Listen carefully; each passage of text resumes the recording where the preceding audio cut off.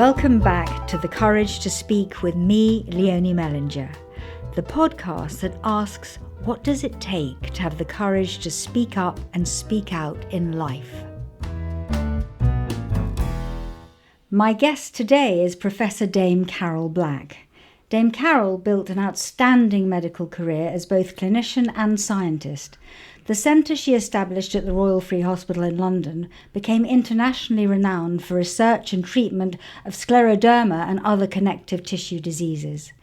She became president of the Royal College of Physicians of London in 2002 and chair of the Academy of Medical Royal Colleges in 2006, raising the public profile of both institutions.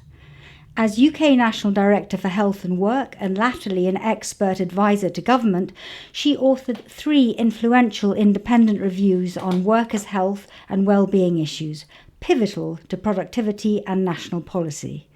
A 4th major independent review for the UK government, published in 2021, on illicit drugs, their demand, supply, treatment, recovery and prevention, has led to a new 10-year anti-drug strategy with allocation of unprecedented additional funding for addiction treatment and recovery.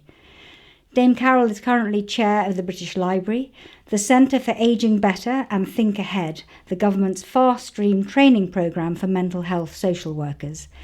In 2019, she completed a 7-year term as principal of Newnham College in Cambridge University, where she was a deputy vice-chancellor. Carol, welcome. Thank you so much for agreeing to talk to me today. A pleasure. I would like to ask you, first of all, way back, what you were like as a child. Were you withdrawn or were you outgoing? What were you like back then? I was a tomboy. I used to climb trees and occasionally fell out of them badly. I still have a scar on one knee to show that. I was very podgy. I was a bit round. I looked a bit like a Michelin man. I cannot imagine that. You're so That is svelte. true. I had a great a sort of halo of blonde curls. So that's the sort of young child I was. I slimmed down a bit when I got to grammar school, and I became, I think, less secure and less confident somehow once I went out of my normal environment to a school. It was a big school for me. I went from my small village on a bus to the grammar school, and I think for those few years that was not probably an easy transition for me. You were an only child, is that right? I was an only child. And were your parents strict, or did they let you run riot? I mean, what were they like? I was a great trouble to them because they were very strict, Right. And I was very rebellious. So I think they were constantly trying to stop me do things, and I was constantly wanting to do things and go out and play with the boys, climb trees, and they had a very working class but good sort of sense of what was proper, and how I should behave. And did they let you speak out at home? Did you have good conversations with them? I had some pretty difficult conversations with them. I got to a stage when I didn't get on with them well because I would always be asking to do things and the answer was always no. And so I do remember one terrible mealtime when I've forgotten now what I wanted to do, but of course the answer from my father was no, and to my mother's absolute horror, I sat at the table and said to my father, the only thing I owe you is my birth. Ooh, that caused goodness. A lot of trouble. Ooh. Of course, it wasn't really the truth. But as I became sort of mid-teens, it became more frustrating to me. Like, I might have been asking to go on a school trip to London. I can't remember now. But it was that desire for me not to really travel outside of the village or, school bus, yes, but nowhere else, yeah. Not really explore the outer world. So how did you start on your journey into academia? Because your family were not academic at all, were they? No, not at all. No, the only book in the house was the Bible. Oh my goodness. I had a very good set of teachers at grammar school. And there was a history teacher, Mr. Morton, who particularly looked after me in terms of making me feel I could do well, I could go to university. Didn't really know what a university was, but they educated me, and an absolutely wonderful headmaster called Mr. Gosling, who saw something I couldn't see in myself, but he very much wanted my parents to leave me at school. Quite a lot of the children left at 15 and did work in local shops and factories, which was what my relatives had done for years. So I think the beginning of understanding that there was something beyond Barwell and Market Bosworth were my school teachers who encouraged me to think I could go to university. And how was it when you got there? How confident were you? Were there other people like you, or did you feel that you were different? I felt I wasn't as good as other people when I went to Bristol. And there were lots of people, who'd been to better schools, or, of course, many who'd been to public schools. And they seemed more worldly wise than I was. And so for a short time, I really found that quite difficult. But worse than that, I realised I shouldn't be reading history. I went to Bristol to do an arts degree.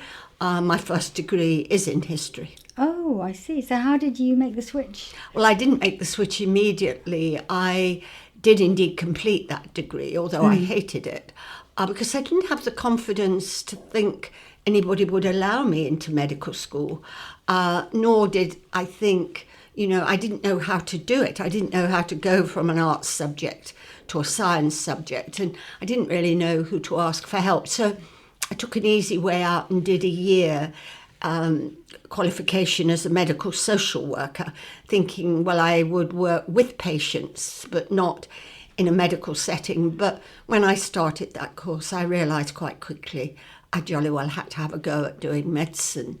But I did have a very good year that year because I was president of the student union. So I did find myself in other ways. I hadn't found my career, but I'd certainly found more confidence. How did you find that confidence?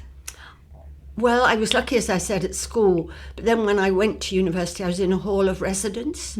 The warden of that hall of residence, a woman called Marjorie Tate, really became very important in my life because she too saw something. And she really encouraged me, supported me. I became what you might call the head girl of the hall of residence. And then... And by then I was doing things in the student union, and she encouraged me to stand for president, and I became president of the student union. So I suppose there were people there for me at the right times. And how did your parents feel if they didn't want you to leave the village? That must have been quite something. They very much wanted me to go back after history, were not at all pleased that I might consider doing anything else. They tolerated the one-year diploma in medical social work, but really didn't like the idea of me going on to do another degree, which was going to be 6 years. I think they thought it was all right when I got a place, but then I needed a grant, and Leicestershire didn't give me a grant because they said, look, we've supported a history degree, we've supported you through a diploma, and now you want to change subjects. Well, we've got a lot of other people we'd like to support. So I went and did voluntary service overseas in the West Pacific, in the Gilbert Ellice Islands, and I think they thought I would then go home and, do something local in the village. And then I, in fact, earned a salary while I was on voluntary service overseas. So I asked the university for the place back because I'd had to give it up. They gave me my place back, and I went back to do what was called First MB, which is the equivalent of your A-levels in biology, physics and chemistry. And again, I don't think anybody thought I'd get through that because, you know, I had an arts background, but I did. And I started medicine, and my mother sadly died in the November. I'd started in the October. And at the funeral, after the funeral, my father's sisters, and there were quite a few of them, got me aside and took me into the front room and told me I must give up medicine to look after my father. And that's what, you know, you did in the families I came from. That was exactly what children did. And I remember one of the most terribly difficult things I've ever done was stand there and say, I will not give it up. I fought too hard. I'm going to become a doctor. And that was really the separation of me from my father's family. So that was obviously a key moment in your life as well, in terms of standing up for what you believed in and wanted to do. Extremely brave, particularly at that time. I mean, not only from your background, but this was a time when it was not usual for women to go into the medical profession at such a level as you achieved. So you were somewhat a pioneer, I think. Yes, and even in my medical school, I think they had a quota of women at that time for medicine. You know, that they only took so many, whether it was ever a published quota, but we were, I think, about less than 20% women. A quota, so they would not take... I think they sort of worked towards, we'll take so many women and so many men. Of course, thank goodness, that's all changed. Yes. But I was very happy. I mean, although it was difficult to have said that to my relatives, it didn't compare with the thought of not being able to try to be a doctor. I mean, the sacrifice, if there was one, and I'm not sure I saw it as a sacrifice, it was more than worth it. And you came to London, I believe, and you got married, is that right? I first of all stayed in Bristol for quite a while, so I qualified in Bristol. And then I did my early training in Bristol right up until the last bit of training before you choose your specialty. And I came to London to do rheumatology. So I was in Bristol for probably 11 years, but then came up to the Royal Postgraduate Medical School to do the last part of my training, which was, I think, 4 years. And I got married for the first time partway through that. And was your husband supportive? Initially, yes. He worked for the BBC. I was away a lot. He was on Panorama. And I think it became a real tug of war that I very much wanted to do hospital medicine. I mean, you know, and I couldn't really give up medicine. And that really became incompatible with our relationship. So we didn't have children. So we separated after about 9 years in marriage. And that must have been difficult as well at that time. How did your family react? Oh, very badly. Even more. I mean, we didn't do divorce in the family I came from. My parents, you know, both really, if you think about it, came almost from a Victorian era, and you stayed, you put up with this. So not only had I not gone home when I should have gone home, I then divorced, and that was really frowned upon. Yes.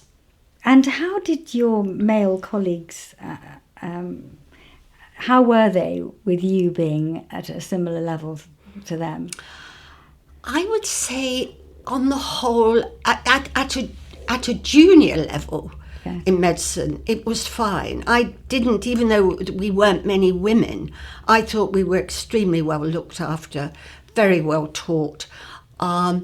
Occasionally when we used to do a lot of night duty, And when you were on with the surgeons, they sort of delighted to see whether you could keep awake all night and hold the retractor. And I used to think there was a little bit of, can a woman stay up all night? We used to do whole weekends. So you'd go on duty Friday and came off Monday, and you would scrub for anything that was coming out, through those hours.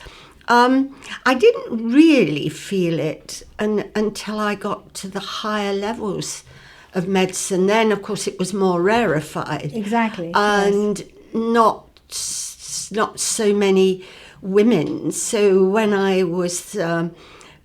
when I decided to stand for president of the Royal College of Physicians, one of my colleagues said to me, and indeed a very nice man in many ways, said, Carol, I should tell you I'm not going to vote for you. Oh. He said, we've had one woman president, and we don't need another for 50 years. Oh, my goodness. And he said... And also, there's some very good men standing, so you won't get it. Oh. But I don't think he thought for 1 minute there was anything unusual in saying that. He was just telling me, that it was all right to be a member of the college council, all right to be clinical vice president, but president, on the whole, that was for men. Right. So how did he react? On the evening when the result was announced, there was a big dinner. So he did have the courtesy to come along and say to me, on reflection, I think you'll do quite a good job. And then within a year, he told me I was doing a very good job. Oh. So there you are. Amazing. And I think it was only as one got further on. But I didn't feel that being a woman was a great disadvantage. I always remember the best advice I got from Dame Margaret Turner Warwick, who was the first woman president of the Royal College of Physicians. She said to me, Carol, never talk to me about being a woman doctor. You can talk to me about being a doctor. Quite right. Yes, and any of the challenges that go with that. Yes. But don't come and talk to me about being a woman doctor and, complain about that. She said, just be as good as you can be in your profession, which was really excellent advice. Excellent. Yes, quite right. Yes. So by then, presumably, you were already standing up and giving lectures, giving speeches. I was. But how did you learn that? I mean, that's an extraordinary sort of skill in itself. I suppose the beginnings of that, and very useful, I think, for any doctor, is you have to teach quite a lot. Yes. So you teach both informally on ward rounds, and that's quite useful.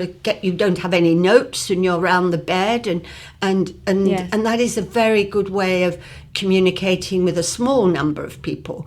But then, of course, you do give lectures to students. So my early beginnings would have been that sort of speaking. That's not quite speaking in public. But then when I became well known for research in scleroderma, yes, I was doing a lot of international conferences and national conferences, and that, of course, gave you a different sense. Sometimes it was quite scary because you would be then with the best people internationally in that area, and they were very good, and you were up against real competition, and I got used to being asked very difficult questions, and questions you couldn't always answer.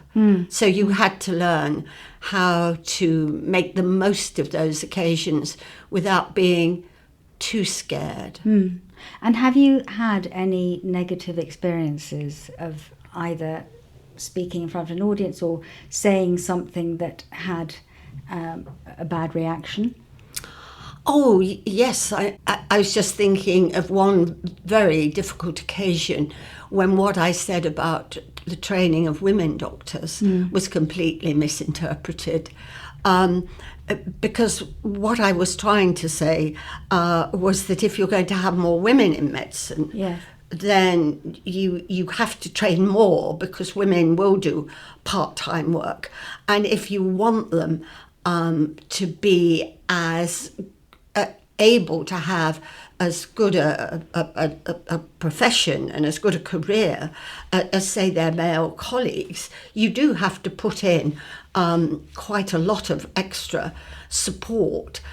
And in a way, if women won't do that, if you're going to have more women in medicine, you want women leaders. But if you're going to be a women leader, I'm afraid it's time, effort and energy. And, my big query was, do we have enough women who know what they're going to have to give up? So I guess you had a big backlash from women thinking, how very dare you say that I'm not allowed to.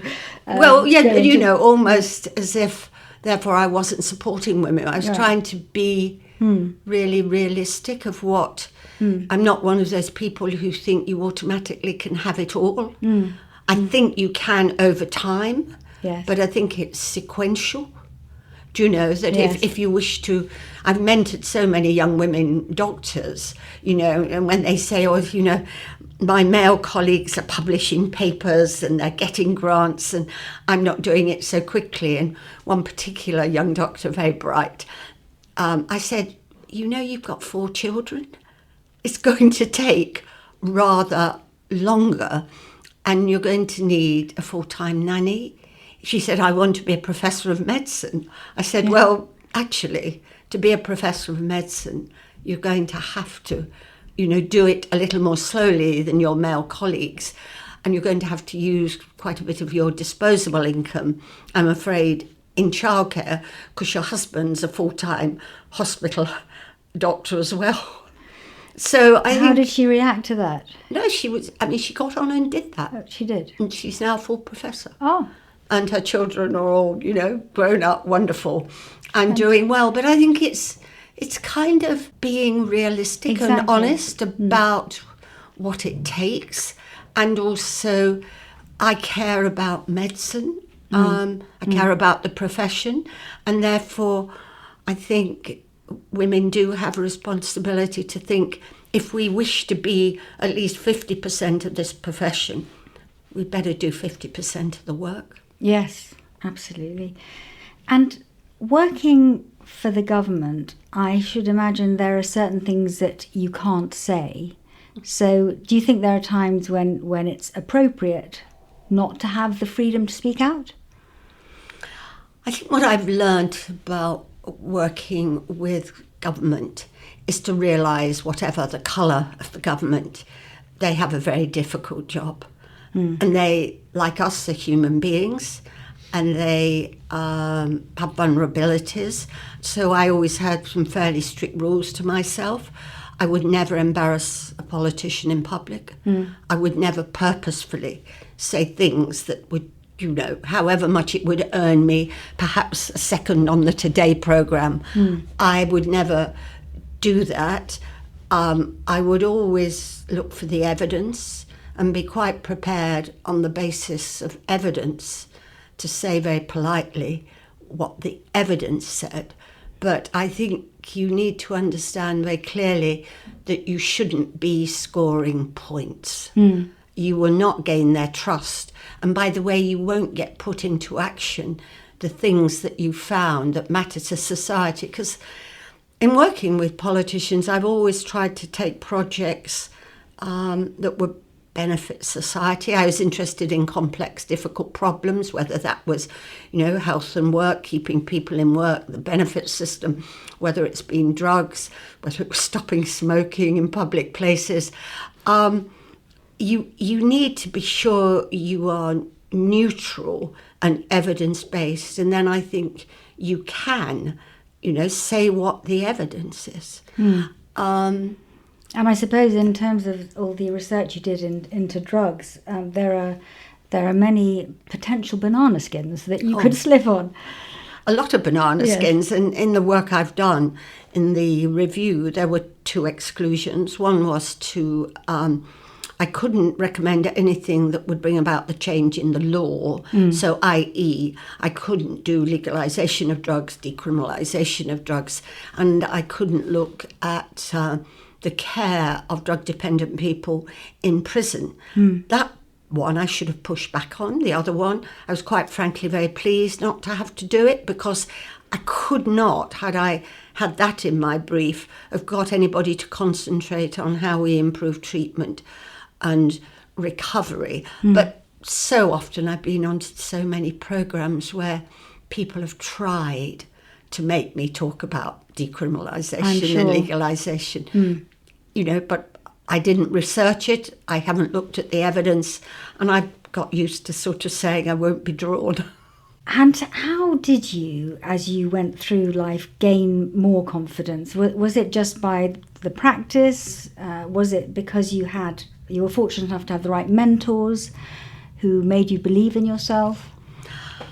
I think it's probably a mixture of that. I was lucky that at different stages in my life, there have been people who've not only mentored me, but I think in a way been a champion for me in places where I've needed it, or I suppose almost being a sponsor. So I think it's been a mixture of that, but realising that scleroderma is a good example. Once we could show that we could change both the length and the quality of life of a patient, you get more confident in what you're doing, because that's a good thing to talk about. If you knew your piece of work, so my first report for government on health and work was a landmark review with some very excellent civil servants to help me. And again, if you know that what you have written has got a really strong evidence base and it seems to make good sense, I think that gives you confidence when you're speaking. I think what you're not very good at, perhaps without some help, is getting those messages over in a clear and precise way that has interest for the public. Yes. You can probably get it over to your own, medical colleagues, but if you're then talking to a much broader audience, I think some help to do that without lots of PowerPoint or without lots of notes. The confidence to speak with not too many props, shall I say, is something that is quite tough. Yes. And do you ever get nervous? I'm always nervous before every time I talk. Really? Because you never look nervous, which of course is a skill. So I couldn't eat before I'm going to speak. Right. That would be totally impossible. No, I sort of worry terribly before I start. Right. I'm usually okay once I've started. Yes. And I nearly always feel awful afterwards. Do you? I always think of the things I shouldn't have said, could have said differently, could have done better. I'm a horrid critic of my own performance. Well, maybe that's also a mark of why you're so successful, because you're constantly striving to make it better. But, you're always, in my view, fabulous when you speak. Whenever I've heard you speak, it's fantastic. And I remember your TED talk that you gave, and I will never forget the motto that you have: I shall be ambitious till the day I die. Yes. And what keeps that going? Well, I'm not good at golf, and I'm not a lady who lunches. And although I've got plenty of hobbies, I love having projects, and I love having challenges. So I as long as people think I have got something to contribute, then I'm very happy to do things. And I don't mind whether they're little things or big things. It's that interest in life and having something meaningful to do. And for me, I've been very lucky, really. Well, I think somebody once said to me, luck is where talent and opportunity meet. And you seem to have been an absolute master of that. I mean, Many women these days want to reinvent themselves because we all work longer. You have done that time and time again. How do you do that? I think I've been very lucky that people have asked me to do things. But I'll go back. I think a medical training, interestingly enough, allows you to be very adaptive later. So the things you learn, if you're a good doctor, you learn to listen very carefully. You learn to be, if you're a physician, which is what I was, a sort of detective. So you're used to taking problems and analysing them, investigating them, and I was doing a lot of research. You learn to be, if you're any good at clinical medicine, an empathetic person, because you deal with very difficult situations, and to be able to be flexible and adapt. I think not all doctors manage that, but I think if it is possible to use, I sort of feel my basic training in medicine allowed me to apply a lot of those things. I didn't mind taking on a new topic. So when I started as National Director for Health and Work, I knew nothing about employers or trade unions or the law in relation to employment. But in a way, I could use some of the training and the skills I'd got, talking to people, of listening to people, of extracting interesting information. And I think each time I've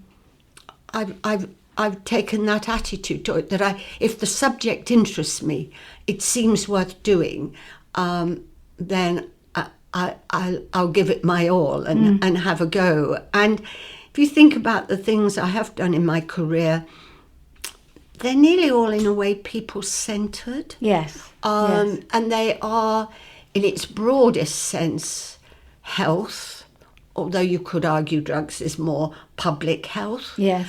But they're all somewhere along that trajectory. Yes. Yes, so there is some theme. Although maybe the British Library and the National Portrait Gallery don't fit that bill. Yeah.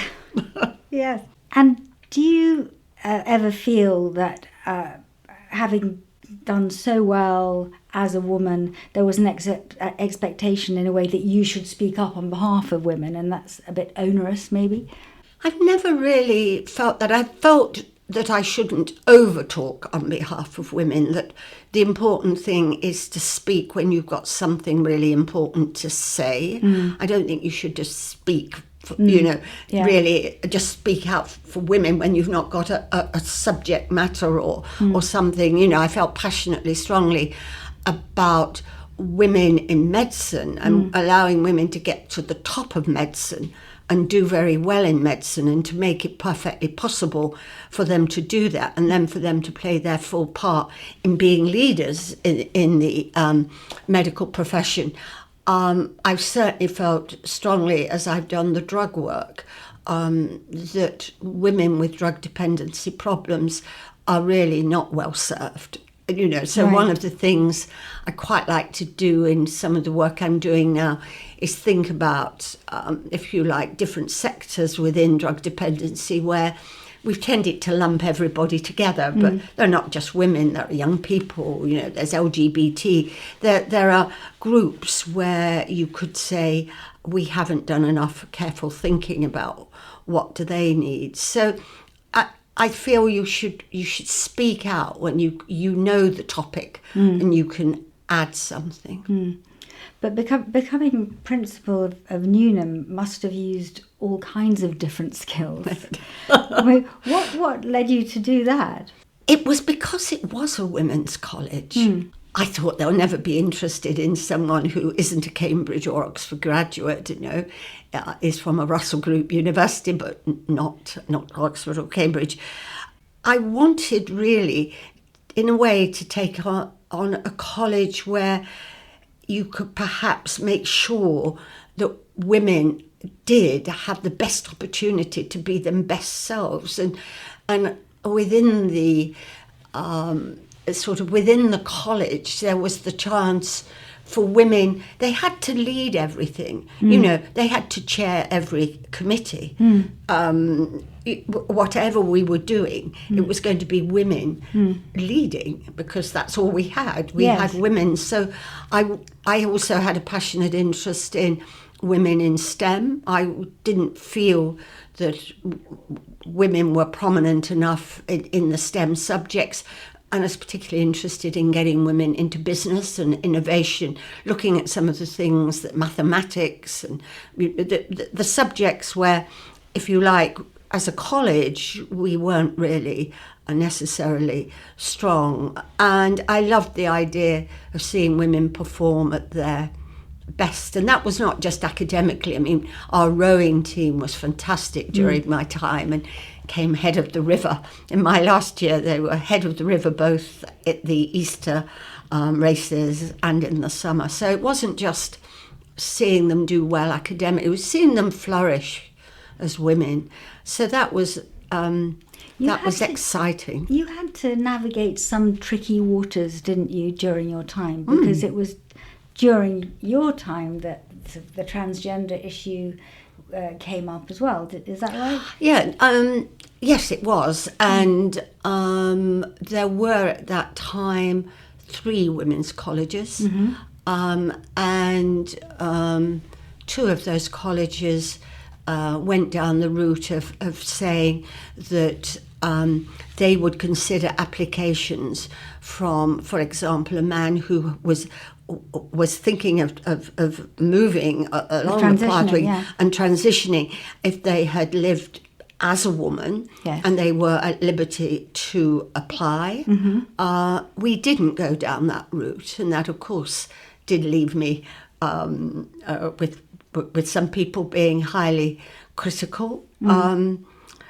But that was the route the college took. And I always took the attitude within the college that it isn't the head of the college that makes the decisions. You have to remember it's the fellowship. Yes. And it will be the fellowship that will debate these issues, and you as head of college have to and should express the views of your fellowship, because they are the continuum. You know, a head of college, maybe they're 7, 8, 10 years. They're there for 30, 40 years. And they are the lifeblood of that college. You may try to influence their opinions. You may try to introduce them to new ideas. But it's really important to understand you are transitory. And they are the permanent. And what advice would you give someone who was afraid of speaking in front of others, either in speaking in front of others or speaking in the sense of something being controversial? I think if you've got something you feel you would like to say, if possible, to get it very well ordered. So you're not going to say it in anger, or, you know, you're going to say it as well and as sort of politely and considerately as you can, because you should listen to opposing views. And then you say it as simply and straightforwardly as you can. Just take a big deep breath and really try to say it, because there are too many times in my life, in committees, particularly when I was more junior and, you know, on a board, when I thought I really would have liked to have said that. And very often some other member of the board, usually a man, has said it. But, you know, it took me quite a while to think I must get in there fairly early and say it, because if I don't say it, I bet there are people around this table who probably think somewhat like me. Exactly. And that but I think that means you've got to usually read the papers well. You've got to have thought through what you might be going to be, you know, very determined to have your views heard on.